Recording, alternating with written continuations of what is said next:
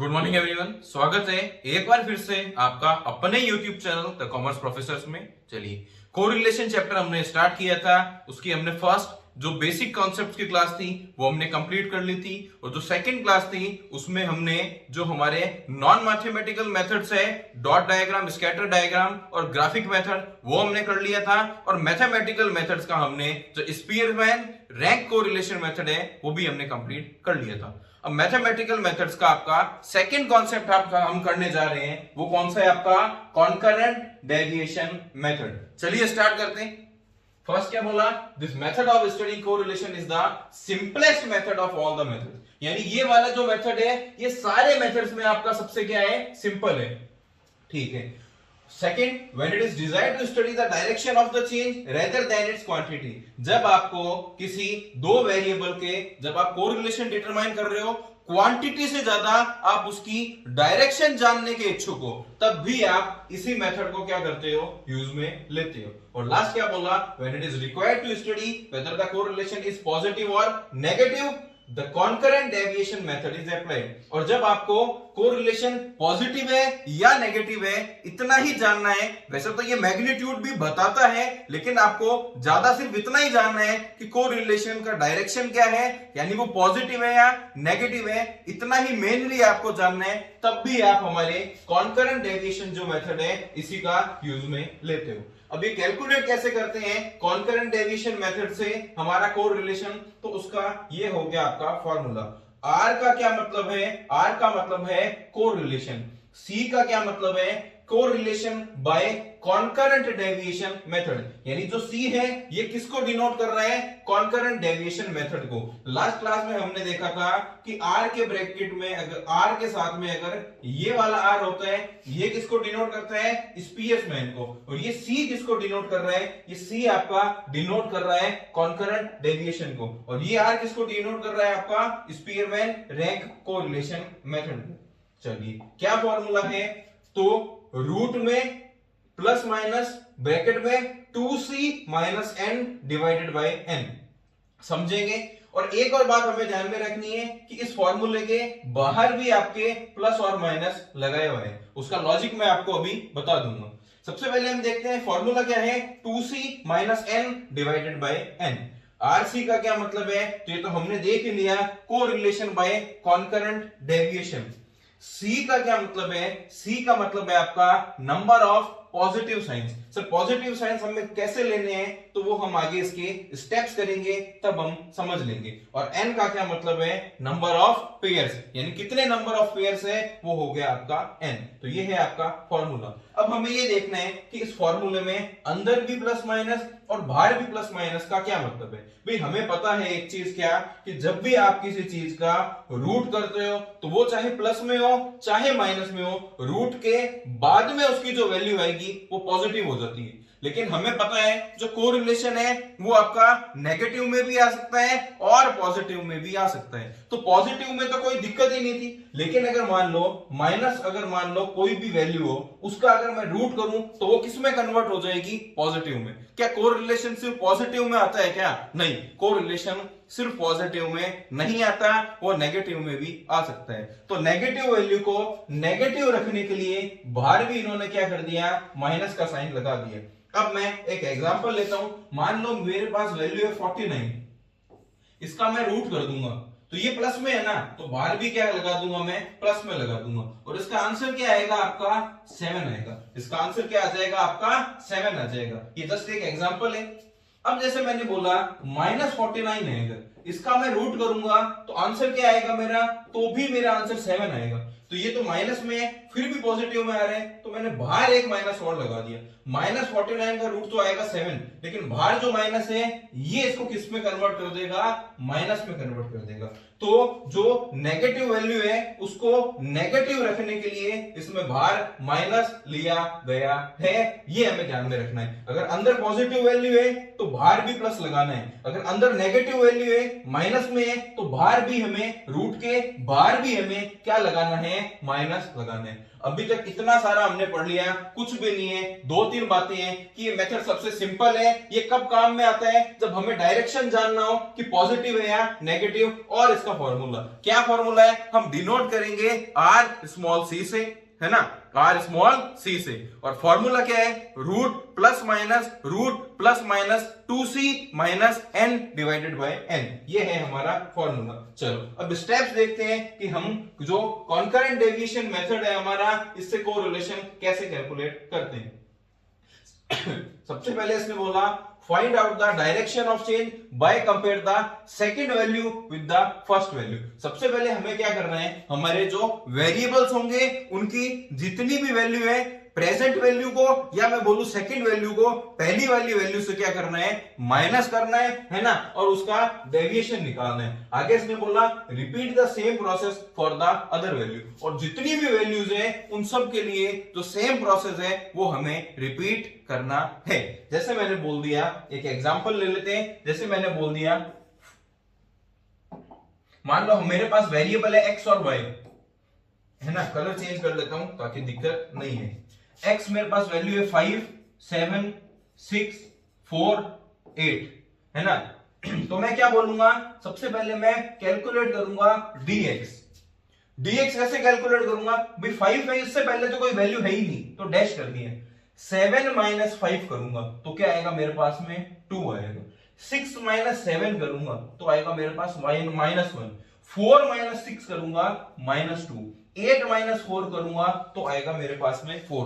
तो इस तरीके से मुझे हमेशा चलना है। आई बात समझ में? जी सर, हमें समझ में आ गई। तो हमेशा जो सेकंड वैल्यू है उसमें तो फर्स्ट वैल्यू माइनस करनी है और इसी तरह से चलता रहता है। लेकिन जो फर्स्ट वैल्यू है इसमें हमेशा आपको डैश कर देना है, क्योंकि इससे पहले कोई वैल्यू हमारे पास में नहीं है। क्वेश्चन करेंगे जब और अच्छे से आपको समझ में आ जाएगा। अब एक और चीज, यहां पर तो जैसे मैंने वैल्यू निकाल दी, पूरी वैल्यू नहीं निकालनी। हमें क्या करना है, अगर इस प्रेजेंट वैल्यू में से यानी 7 में से 5 को माइनस किया तो 2 आ रहे हैं। ये 2 प्लस का आ रहे हैं ना, ज्यादा है ना, तो हमें साइन क्या लगा देना है, प्लस का। अगर ये कम होता, जैसे अगर आगे मैं करूं 6 माइनस 7 मैंने किया तो -1 आ रहा है ना, तो 6 7 से कम है तो हमें माइनस साइन लगा देना है। और कभी ऐसा हो जाए कि दो वैल्यू बराबर आ गई, जैसे मैंने बोल दिया यहाँ 4 4 3 3, तो पहले तो कुछ आएगा ही नहीं। 4 माइनस 4 करूंगा तो मैं इक्वल्स टू का साइन लगाऊंगा। 3 माइनस 4 करूंगा तो माइनस, 3 माइनस 3 करूंगा तो इक्वल्स टू का साइन लगाऊंगा। तो यही बोल रहे हैं, अगर वैल्यू ज्यादा हो तो प्लस का साइन लगाना है, वैल्यू कम हो तो माइनस का साइन लगाना है, और बराबर हो तो हमें इक्वल्स टू का साइन लगाना है। भी मुझे पता है थोड़ी सी दिक्कत आ रही है क्योंकि हम सीधा स्टेप समझ रहे हैं, लेकिन जब हम प्रैक्टिकल क्वेश्चंस करेंगे तब ये आपको समझ में आएगा कि ये तो कुछ भी नहीं है। अब हम क्या करेंगे, सबसे पहले हमें x वेरिएबल और y वेरिएबल का dx dy निकाल लेना है। कैसे निकाल लेना है, हर प्रेजेंट वैल्यू में से पहले वाली वैल्यू को क्या करना है, माइनस करके हमें dx dy निकाल लेना है। वो कैसे आएंगे, प्लस में, माइनस में या इक्वल्स टू में आ सकते हैं। अब जब dx dy आपके पास में आ जाएंगे दो स्टेप्स के बाद, जब आप dx को और dy को आपस में क्या कराओगे, मल्टीप्लाई करवाओगे। मल्टीप्लाई करवाने के बाद में जो आएगा वो आएगा आपका कॉन्करेंट डेविएशन का c। कॉन्करेंट डेविएशन का c आएगा।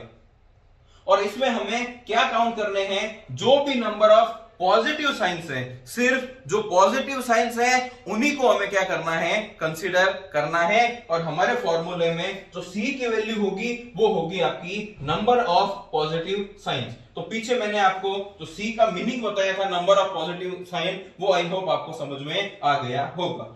n का क्या मतलब है, नंबर ऑफ पेयर्स। फर्स्ट वाले को काउंट नहीं करना, बाकी सारे को काउंट करना है, क्योंकि फर्स्ट वाला हमें क्या छोड़ना है, ब्लैंक छोड़ना है, वहां कुछ भी नहीं आएगा, क्योंकि फर्स्ट वाले से पहले ऐसी कोई वैल्यू नहीं है जिससे मैं उसको कंपेयर कर सकूं। चलिए अब हम एक क्वेश्चन करेंगे जिससे आपको समझ में आ जाएगा, लेकिन उससे पहले अभी मैंने आपको बताया dx dy को हमें कराना है मल्टीप्लाई। जब भी dx में पॉजिटिव साइन आए और dy में भी अगर पॉजिटिव साइन आए, पॉजिटिव साइंस को जब आप मल्टीप्लाई करवाते हैं तो वो पॉजिटिव साइन आता है। दो नेगेटिव साइंस को भी जब आप मल्टीप्लाई करवाते हैं तो भी वो पॉजिटिव साइन ही आता है। यानी dx में हमने अभी ही बात की थी, हम प्लस माइनस या इक्वल्स टू रखेंगे, dy में भी प्लस माइनस या इक्वल्स टू आएगा। जब हम उनको मल्टीप्लाई करवाएंगे तो आएगा हमारे पास में c। जब आप प्लस माइनस या माइनस प्लस अपोजिट साइंस को मल्टीप्लाई कराते हैं तो आता है हमारे पास में माइनस का साइन। जब आप माइनस और इक्वल्स टू को मल्टीप्लाई करवाते हैं या प्लस और इक्वल्स टू को मल्टीप्लाई कराते हैं, अलग अलग साइंस है तो भी नेगेटिव आएगा, लेकिन इक्वल्स टू और इक्वल्स टू को आपने मल्टीप्लाई करवाया तो आएगा हमारे पास में पॉजिटिव साइन। यानी plus plus minus minus equal equals को अगर आपने मल्टीप्लाई करवाया तो पॉजिटिव साइन आएगा, बाकी अलग अलग किसी को भी आपने मल्टीप्लाई करवाया तो हमारे पास में नेगेटिव साइन आएगा। आई होप इतना थोड़ा आपको समझ में आया होगा। बाकी हम देखते हैं हमारे प्रैक्टिकल क्वेश्चन में बिल्कुल अच्छे से। चलो, from the following data calculate coefficient of correlation by concurrent deviation method. देखते हैं x की वैल्यू दे दी आपको और आपको y की वैल्यू दे दी। तो सबसे पहले मैंने आपको क्या बताया था, सबसे पहले मैंने आपको स्टेप 1 बताया था कि आपको dx और dy कैलकुलेट करने हैं। भाई कैसे करने हैं, तो हमें ये देखना है कि हमें पहले वाली में से है ना, सॉरी प्रेजेंट वैल्यू में से प्रीवियस वैल्यू माइनस करनी है। भाई यहाँ पर सबसे पहले 79 है, 79 से पहले क्या है, कुछ भी नहीं है, तो इसको तो हम कंपेयर कर ही नहीं सकते। 75 है, इससे पहले क्या है, 79 है, कंपेयर कर सकते हैं क्या, हाँ कर सकते हैं। तो 75 माइनस 79 करूंगा तो मुझे पता है माइनस में आएगा, मुझे पता है माइनस में आएगा। फिर उसके बाद 88 माइनस 75 करूंगा तो प्लस में आएगा। 92 माइनस 88 करूंगा तो भी प्लस में आएगा। 90 माइनस 92 करूंगा तो माइनस में आएगा। 95 माइनस 90 करूंगा तो प्लस में आएगा। 86 माइनस 95 करूंगा तो माइनस में। 58 माइनस 86 करूंगा तो माइनस में। 75 माइनस 58 करूंगा तो आएगा प्लस में। 88 माइनस 75 करूंगा तो आएगा प्लस में। 66 माइनस 88 करूंगा तो माइनस में, और 65 माइनस 66 करूंगा तो भी आएगा माइनस में। तो इस तरह से निकालना है। सबसे पहले हमें ब्लैंक छोड़ना है, ये हमें ध्यान रखना है। अब यहां पे अगर मैं वापस से ये समझ में नहीं आया तो यहां पर देख लीजिए, वापस से वैसे ही करूंगा। 22 से पहले क्या है, क्या मैं उसको कंपेयर कर सकता हूं क्या, नहीं मैं उसको कंपेयर नहीं कर सकता, तो ब्लैंक छोड़ना है। ब्लैंक नहीं छोड़ा तो गड़बड़ हो जाएगी। हमें पहली वैल्यू को हमेशा क्या छोड़ना है, ब्लैंक छोड़ना है। 23 माइनस 22 करूंगा तो प्लस में आएगा। 25 माइनस 23 करूंगा प्लस में आएगा। 27 माइनस 25 करूंगा प्लस में आएगा। 29 माइनस 27 करूंगा तो आंसर आएगा प्लस में। 31 माइनस 29 करूंगा प्लस में आएगा। 30 माइनस 31 माइनस का। 28 माइनस 30 माइनस का। 32 माइनस 28 ये प्लस का आएगा। इस तरह से करना है। 30 माइनस 32 माइनस का, 26 माइनस 30 माइनस का, और 25 माइनस 26 माइनस का।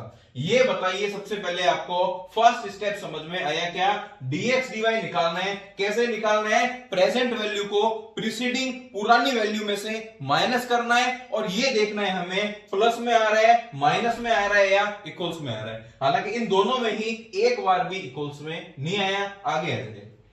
अब हमें क्या करना है, हमारा सबसे पहले हमें इनको कंपेयर करना था, प्लस माइनस लगाना था। अब हमें c कैलकुलेट करना है। c कैसे होता है आपका, dx multiply by dy।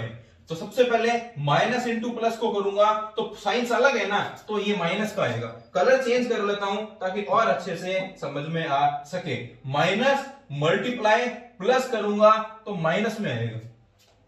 Plus multiply plus करूंगा ये प्लस में आ जाएगा। प्लस मल्टीप्लाई प्लस करूंगा ये प्लस में आ जाएगा। माइनस मल्टीप्लाई प्लस ये माइनस में। प्लस मल्टीप्लाई प्लस ये प्लस का।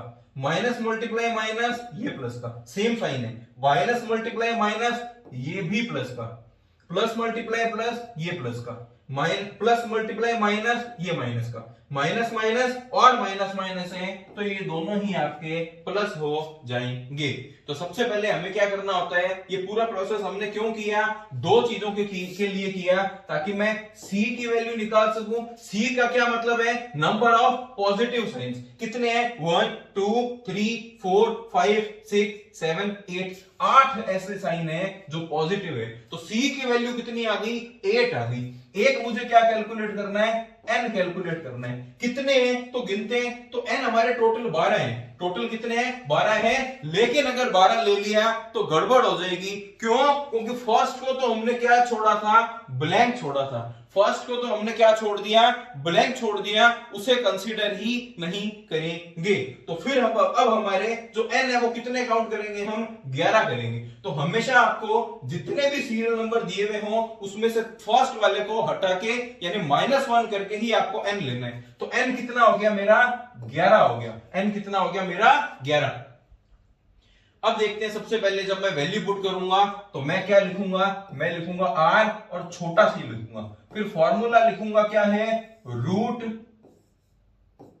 Plus minus 2c minus n divided by n कर दूंगा मैं, है ना। और एक और चीज हमने सीखी थी, बाहर भी हमें क्या लगाना है, प्लस माइनस लगाना है। चलो वैल्यू पुट करता हूं मैं, तो मैं लिखूंगा rc equals to plus minus root में वापस से plus minus 2 multiply by c कितना है, तो हमने देख लिया 8 है, माइनस कर दूंगा 11 और डिवाइडेड कर दूंगा वापस से क्या, मैं 11। ये बताओ सबसे पहले आपको समझ में आया क्या, ये बताओ सबसे पहले आपको समझ में आया क्या। अब 2 मल्टीप्लाई 8 कितना आएगा, 16। 16 मल्टीप्लाई बाय 11 कितना आएगा, 5 आएगा। माइनस का आ रहा है या प्लस का, सर ये तो हमारा प्लस का ही आ रहा है, तो अंदर प्लस आएगा तो बाहर भी क्या आएगा, प्लस आ जाएगा। तो अब मैं लिखूंगा r c equals to positive science और ब्रैकेट में 5 डिवाइडेड बाय 11। आई होप समझ गया, आप समझ गए होंगे ये 5 कैसे आया।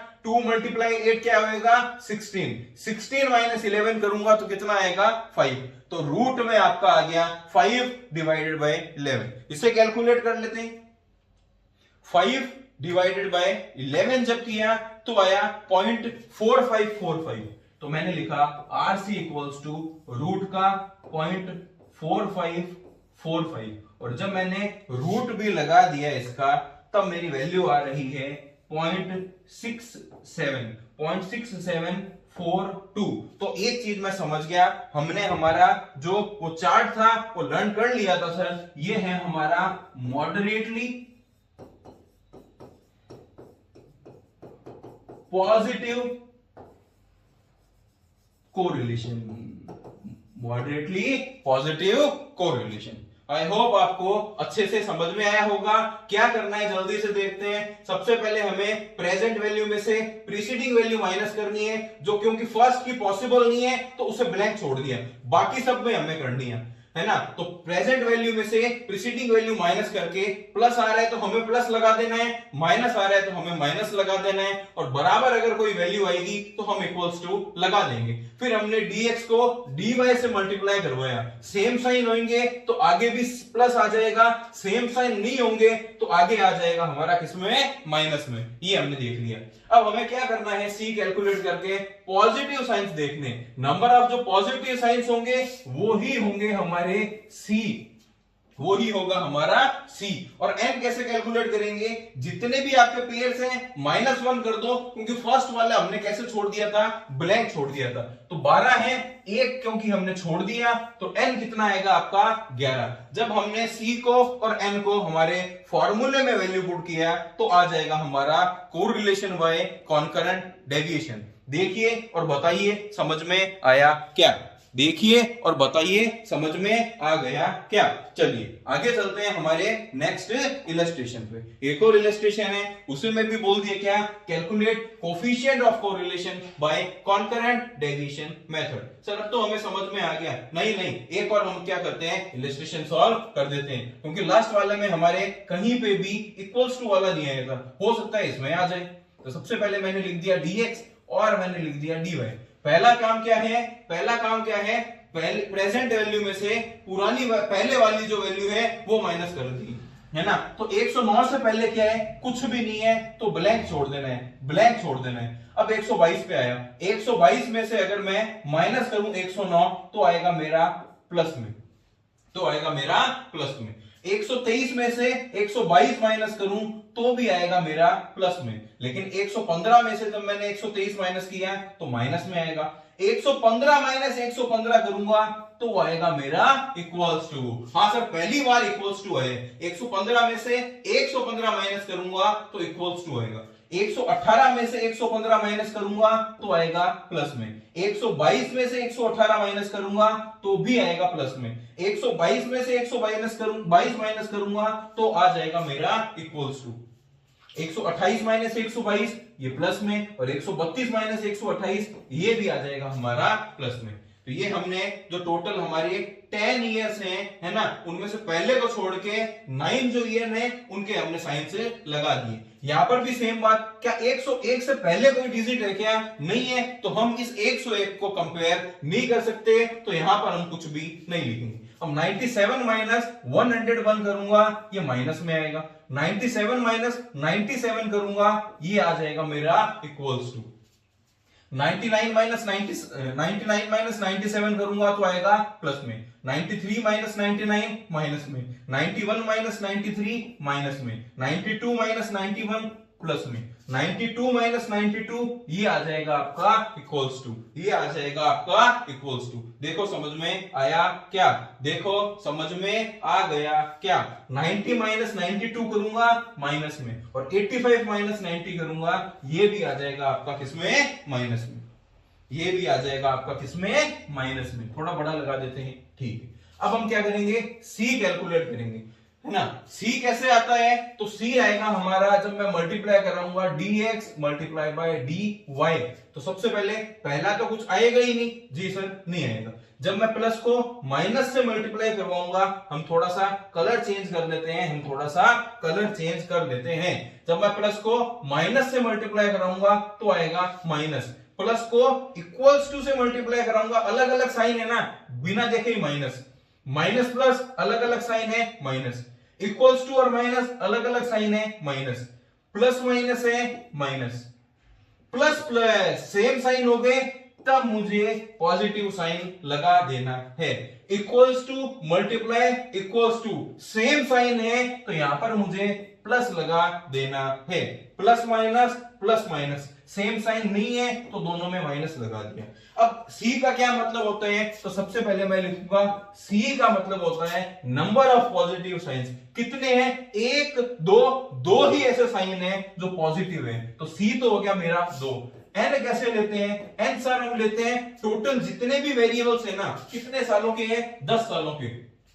पहले को क्योंकि हमने कंसीडर नहीं किया, तो एन हम कितना मानेंगे?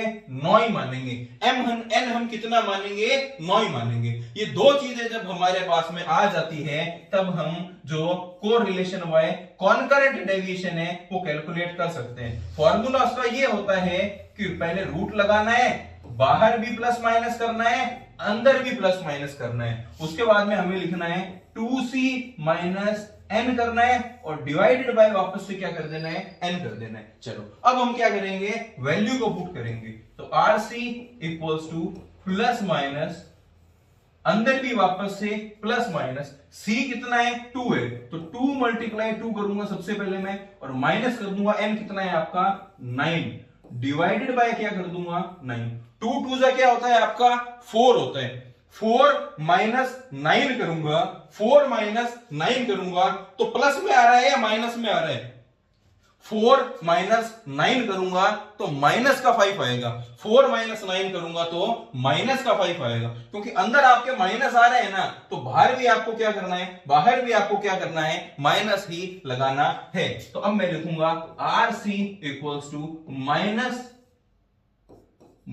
5 डिवाइडेड बाय 9। अंदर माइनस, बाहर भी माइनस। अंदर प्लस होता तो बाहर भी लास्ट क्वेश्चन की तरह मैं क्या करता? प्लस लगा देता।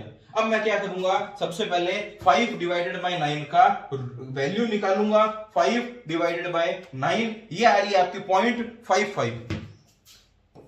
RC इक्वल्स टू माइनस का अंदर मैं लिखूंगा माइनस का 0.55, और जब इसका मैं रूट करूंगा तो आएगा 0.7453,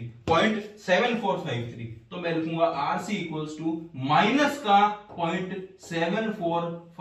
745 ये किसका है? माइनस का। इसलिए जो कोरिलेशन है वो कैसा है आपका? नेगेटिव है। 0.75 से कम है ना, नहीं तो ये हाई हो जाता। 0.75 से कम है ना, तो इसको भी आप क्या मानोगे? मॉडरेटली ही मानोगे। एक बार आपको वापस से मैं दिखा देता हूं कि हमने जो टेबल देखी थी उसमें हम कहां एग्जिस्ट कर रहे हैं। तो देखो हम आ रहे हैं किसमें? पॉजिटिव में या नेगेटिव में? नेगेटिव में। और 0.75 से कम है यानी हम इसमें आगे, 0.75 से थोड़ा सा कम है यानी हम किसमें है? मॉडरेट में है। मॉडरेट लेकिन किसमें? नेगेटिव। तो ये क्या हो गया आपका? Moderate negative correlation. ये क्या हो गया आपका? मॉडरेट नेगेटिव कोरिलेशन आपका हो गया।